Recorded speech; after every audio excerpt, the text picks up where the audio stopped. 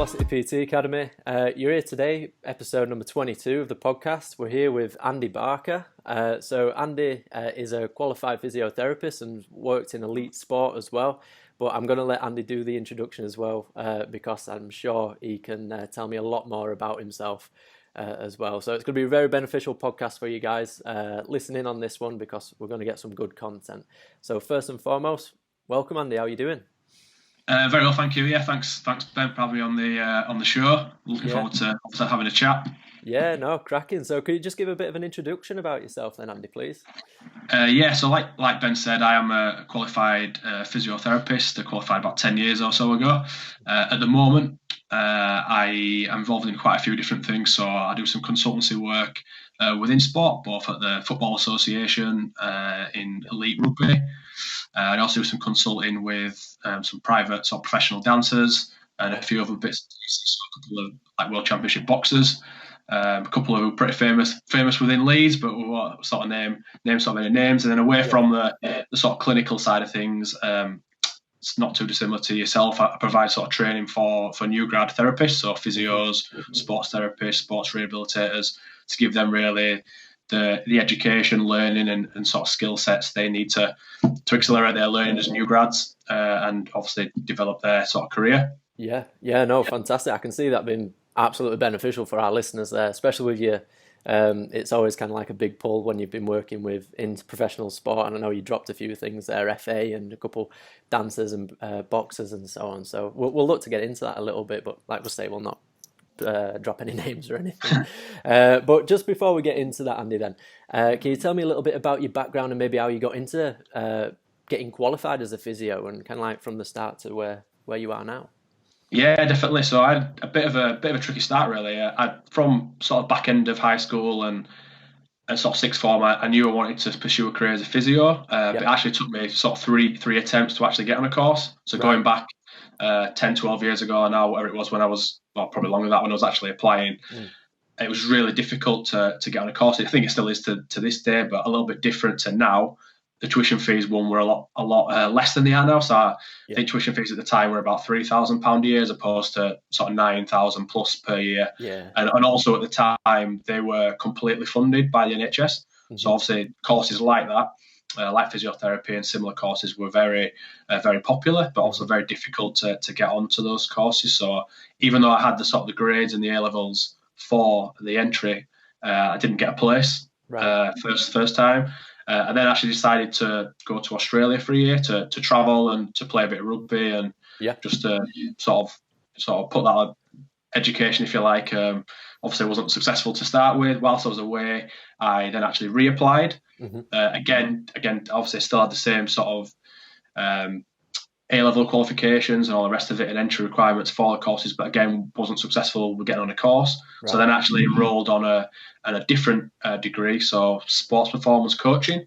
Actually at what was then Leeds Met, which is now Leeds Beckett. And then worked through that degree, but getting towards the back end of that degree, I sort of knew that physio was what I wanted to do, and obviously I needed to enroll in a physio degree to get a qualification to work as a physio. So then I actually reapplied again and then did actually get a place at the University of Bradford. So I finished sort of that first undergrad and then enrolled on a second BSc at University of Bradford. And then to sort of cut a long story short in terms of my entry into sport, during my second and third year at university, we had to organise an elective placement. So this is like a 3-week placement, which ran alongside our other placements, which are sort of allocated by the university during the study. And I actually managed to get a placement down at the Leeds Rhinos. Brilliant. And completed that for three sort of weeks. And then I don't know what I did, if I'm being honest, but I must have made a decent impression because I got asked to sort of stay involved sort of after that placement. So during my third and final year at university, any day I wasn't like in uni or working or whatever else, I was sort of down at the club, just shadowing, working with some of the players. This was like sort of within the first team environment. So I was just learning so much from the two senior physios there at the time. So I loved obviously going down. I was picking so much, just sponging information off those guys. Yeah. And then again, that sort of snowball really. So unbeknown to me, there was some sort of like restructuring happening at the club, which actually meant there were some changes and actually a job was going to come up sort of 6 months or so later on. So they were actually lining me up for the job, which I didn't know at the time. I was just, like I say, enjoying going down, obviously learning a lot of stuff. Yeah. But it came to sort of the back end, really. I was just about to qualify, and then I got an offer of a sort of job at the club. So I literally rolled straight into, finished university, had my last exam or assignment handed in, the next day started work. Right. Because I didn't have all my qualifications and registrations through, I sort of started off with a short-term temporary contract until that obviously all came through sort of 10 or so weeks later. But it was literally hand in, finish uni, and then start work sort of next day, really. Yeah, no, that's awesome. I mean, like, you've obviously made a good impression then during your placement, then, didn't you? Even though if you said you didn't know what you did, but you obviously must have just showed commitment from that point on. Yeah, I think it's something that I sort of speak to a lot of therapy students about now. I think I just went in with sort of the mindset, not that I was trying to get a job or anything like that, but I just really wanted to learn from those people. Obviously, they knew a whole lot more than me at the time, so Yeah. I just wanted to just dive into that placement and sort of give it my all, really. And obviously, that reflected obviously quite well on those guys, really. Obviously, if I look back to now, Yeah. there was so much I didn't know at the time, and I was, but again, I was just enjoying being in that environment and use that as an opportunity, really, just to learn and just to learn from obviously physios and therapists and other people that knew a whole lot more than me at the time. Mm-hmm. Yeah, no, and that's a vital tool, isn't it, to actually be able to pinpoint the people that you can learn from, and actually almost like just listen out and just be a sponge and take in things that you know that's going to be useful to you. So you mentioned that you went over to Australia, Andy, and then you played a little bit of rugby. Are you a rugby league fan yourself, then, or? Yeah, so that's rugby league sort of being my sport, which is why I sort of, in terms of maybe that placement I just spoke about, why I wanted to do that in rugby, and like being the sort of working in rugby league, and particularly at the Leeds Rhinos, was like this team and the job that I always wanted to do. So that was like the number one sort of dream job for me when I first set foot in physio school, if you like. So to then actually go and work in that club and end up working in that role was like a dream come true, really, for me. And obviously it happened quite quickly as well. On that journey, it's a lot faster than I thought. If I was able to get into that sort of position, it happened a lot sooner than I would have anticipated, really. Yeah, no, that's a perfect role for you then, isn't it? It's perfect. So how long were you at Leeds then, and you worked your way up to head physio as well, didn't you, Andy? Yeah, so from university, or sort of like we spoke about, I jumped straight into that role. That was initially as the assistant first team physio, but pretty much it was a little over like a year after I actually got promoted up to be the head physio. So the head physio at the time left the club. He went to actually work in his own sort of dream club, if you like. He's an Irish lad. He went to work at Munster Rugby Union. Right, for them. So for him, that was obviously like his sort of dream role and club that he'd always envisaged sort of working on in sort of sport. But that left an opportunity for me to step up as the head physio. So again, like I said, that happened. Something that I always wanted to do, but happened a lot sooner than I anticipated. It was about 15 months after actually graduating. It's quick. Which again's, like I say, it was a lot faster than I thought would have happened. But I had like some really good sort of help and support and mentorship during that early period, almost that year from my placement during my final year of university, and particularly that probably year, 15 months upon graduating, that I was almost like taught the skill sets and information that I needed to know to make that step up. So although it was still a massive step up in challenge and responsibility, I almost felt like I knew it was going to be hard, and it wasn't very difficult, but I always felt like I was sort of ready for it, because I had that sort of great help and support and mentorship during that sort of early period. No, that's brilliant, and it is such a quick amount of time. But like you say, within that team environment, I can imagine that like you said, they've almost nurtured you into that role. Then haven't they? With it, and you've been exposed to that first team environment as well. Because was it with the first team when you went straight in at Rhinos? Was you? Yeah, so it was like with the sort of first team. Yeah, perfect. So what's kind of like the responsibility then of a head physio within an elite sports team?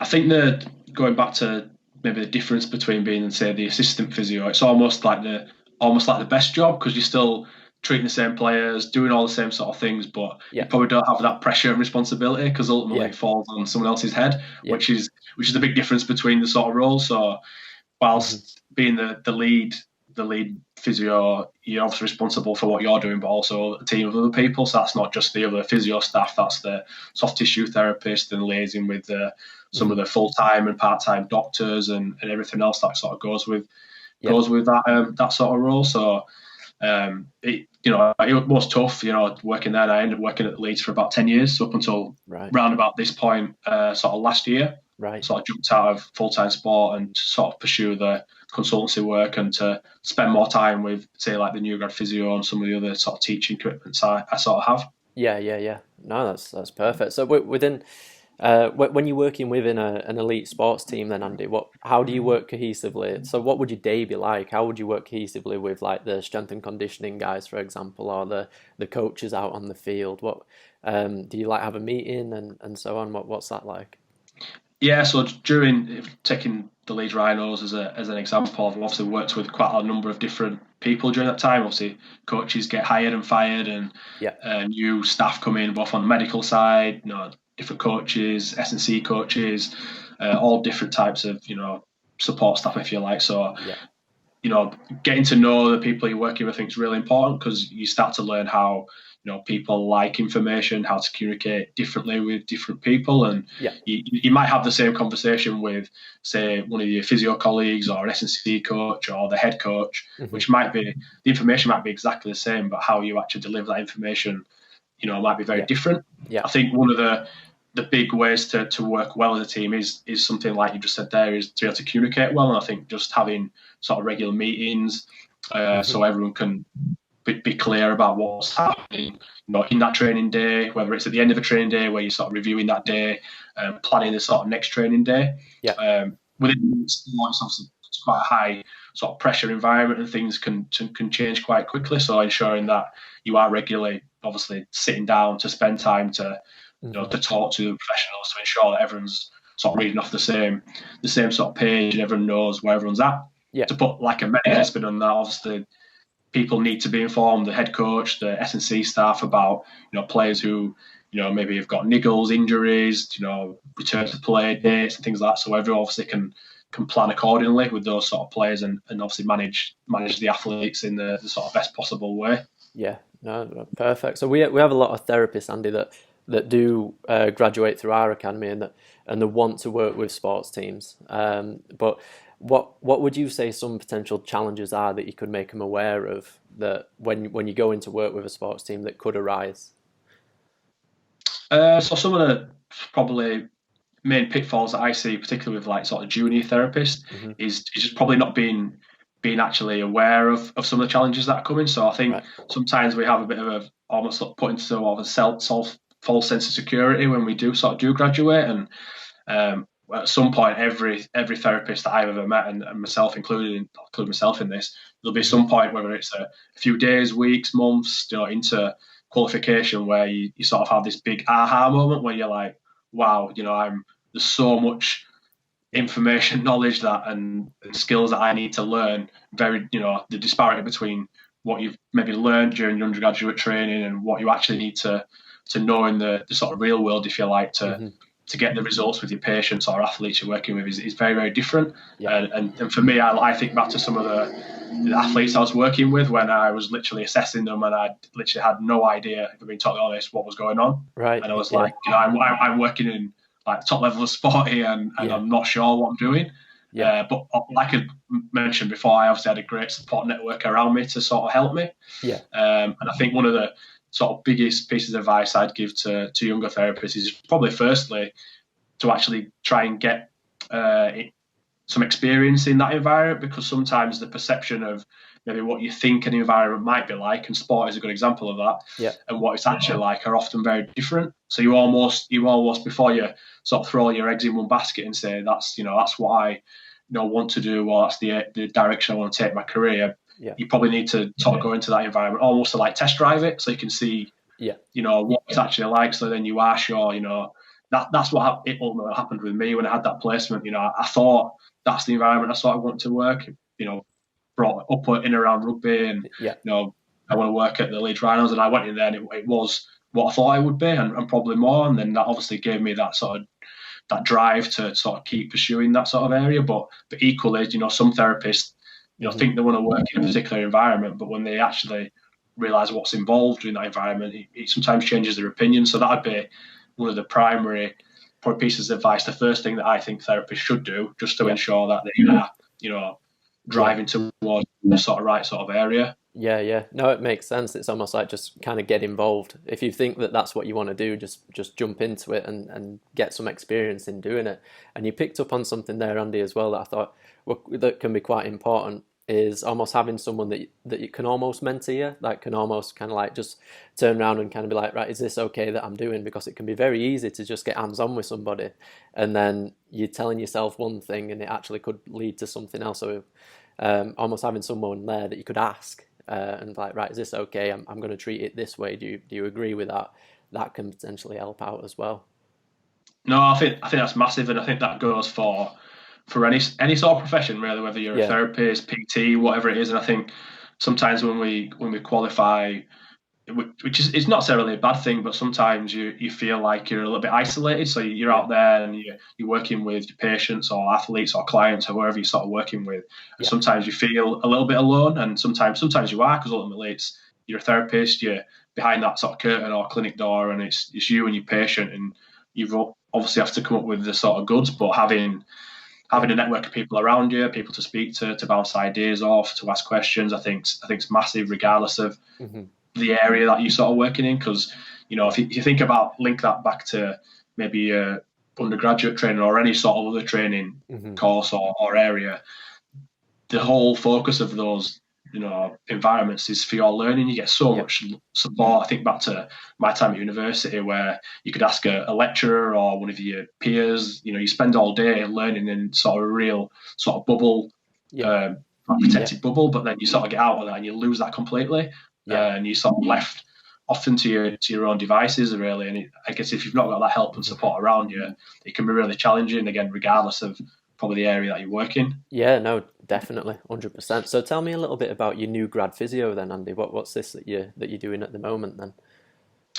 Yeah, so that was really it links pretty well to what we're talking about there. So that was really born out of I guess for me it was probably a little bit of, was it frustration or of sort of seeing maybe so many other like new grad physios, sports therapists, rehabilitators really struggling during those sort of early years, really, in their early journey as a therapist, and sort of then having had such a really good early sort of career as a new grad and being able to accelerate what my learning and career, if you like, so quickly, I just knew that there's a lot of information that I've got, and having now worked with hundreds of new grad therapists, I know exactly sort of what they need to know and the challenges that are going to come up during that journey. So, and again, if we can probably sidestep a lot of the challenges that are coming up if new grads are aware of what's coming, and they can obviously put strategies in place and learn the correct skill sets they need to actually be able to sort of sidestep the sort of common pitfall, should I say, that new grads sort of fall into. So that was probably the basis of sort of why I set it up. And I really do enjoy teaching, and whether it's writing blogs or jumping on podcasts like this, or jumping in front of the camera and videoing, because I really enjoy trying to help out new grad physios, sports therapists, and sports rehabilitators. And I see that you've kind of wrote a book as well on that, so that's available on Amazon. What's the book? Is that just regarding the whole new grad physio thing that you've got going on? Yeah, so the book in part was sort of really to tell sort of my own story, and just to sort of tell people about what is sort of possible as a new grad therapist, because there's a big sort of misconception, really, which was I was told when I was at university, that it'd take me 10, 15 years to get to the top of my dream job, and I told everyone at university what I wanted to do. I wasn't really sort of scared or worried about saying I want to go and be the head physio at the Leeds Rhinos, and some people would laugh and say, oh, well, it'll take you this amount of years. And even my lecturers at uni would say, you want to qualify, and then you need to just go and work in maybe the NHS for 4 or 5 years, and then experience a few different areas, then decide where you sort of want to work, and then maybe transition out into private practice, and then try and get to sport. And I remember thinking, this seems like a long way around, because I'm pretty clear about where I sort of want to head. So for me, I'm not saying this is a bad thing for people, but going down that route wasn't necessarily, the best thing for me, and didn't seem like the easiest way to sort of navigate to that. So in terms of the book, I tell a bit about some of what we spoke about already on this podcast, but my journey from being unsuccessful, trying to get into physio, then the journey through my actual physio degree, and then how my transition into sport and what that journey's been like sort of since then. So the experiences that I've had during my sort of working career in a variety of different areas, but ultimately then to sort of address a lot of the sort of common challenges that new grads will face themselves, whether they are working in the NHS, private practice, or even in sport, really, and to give them some strategies to actually start to think about and overcome some of these common challenges. Yeah, no, and I think that's perfect what you said there, because it can be quite a perception that's built into you when you are going through your study. And like you said, that they've tried to make you go a long way around achieving something that's so clear set in your mind. But you've just been like, right, no, I've got this goal, I'm going to focus on it. And then, I mean, you're living proof of just being able to just go in there and cut effectively 5, 6, maybe 8, 10 years out of working your way around the circuit, if you imagine it, to get to being head coach at Rhinos. That's perfect, actually. And maybe something that like students that are studying now might need to hear, something in regards to that. Look, if you've got an actual goal, look to just jump in and get involved in it. Yeah, I think sometimes people are therapists, particularly like some of the new grad therapists that I work with, are often a bit tentative and almost scared to say what they want to do, because they're almost fearing that or think, if I don't tell anyone, or I don't commit to that, even if it's just internally, and you don't tell people about it, then they're not going to fail. It's almost like, if I say I want to do this and I don't achieve it, then I've been a failure, my career's been a failure, it's all been a sort of waste of time. Whereas I see flip that totally opposite way around and say that if you're not really going to commit to something properly, and you don't necessarily have to tell the whole world about it, but then you can start, if you commit to something, you're quite direct about where you want to go, you can actually then start to put together almost like a plan of attack to actually try and maybe you don't get to that dream role and job, but it might not materialize, or your path might take you a different way. But if you've actually pretty clear, you can work towards that and actually start to think about how you're actually going to make that dream potentially a sort of reality. No, definitely, mate. So we might as well plug that book now then, Andy. Whereabouts can people get it? What's the name of it, and so on? It's actually just called The New Grad Physio. So like I say, it is available on Amazon. The easiest way to probably get hold of it, or even to find a little bit more about the book, is actually on my New Grad Physio website, which is newgradphysio.com. So there's a little actually short video about what the book entails and what's included, and gives you a little bit of obviously summary about some of the content that's in there, and a link to obviously have a look at it if people choose to do that. What we'll do as well, Andy, is we'll put the link, because this will be out on YouTube, iTunes, Spotify, so we'll put the link underneath as well. So if people are listening to this and are interested in it, by all means click on that and get in contact with Andy regarding it, definitely. So Andy, you mentioned that you've kind of took a step away from working at Rhinos, and now you're within your own like clinic and doing new grad physio, and then also doing a little bit of work for the FA. So what's that like? Are you down at St George's Park? Are you working there effectively? Yeah, so my role at the FA is in the consultancy capacity. So I'm generally not there sort of like a couple of days a week or week to week, anything like that. So my sort of role will generally to cover like domestic or even international like training camps or competitions. Oh, wow. So because I sort of joined mid-season year before, last year, I've sort of moved around quite a few different teams, which has been pretty good. So I've worked on both the women's and the men's pathways. At England they have basically teams from under 15s all the way through to the senior teams. And I've been quite fortunate. It's almost been a good thing in many respects, because I joined, I've sort of bounced around quite a few different age groups. So I've worked from like the 15s, 16s, 18s, under 20 squads on both sort of the women's and the men's sort of pathways. Wow. Both, the home sort of training camps are generally based at St George's Park, and then been fortunate to travel away a couple of times on like other sort of camps and tournaments. Have been obviously around Europe and things like that, which is pretty cool as well. So I'll probably cover a camp or tournament, which will be probably 6 to 10 days every sort of 6 weeks or so. So they're quite good, and it's obviously they're planned quite well in advance, obviously around travel and accommodation and all the sort of rest of it. So in the periods in between, I can obviously be working, like you say, my own clinic stuff and working with the new grad stuff. So it works out pretty well. Yeah, it's definitely been challenging moving into a different sport. Yeah. Having a background in sort of club football, which is a lot of the physios and doctors and things will have in that sort of environment, but it's been quite refreshing as well, and something that I've really enjoyed. Yeah, that was actually going to be my next question, Andy. So, kind of, what is the main challenges differences, should I say, that you found from elite rugby league to almost like elite football? What's been the main differences?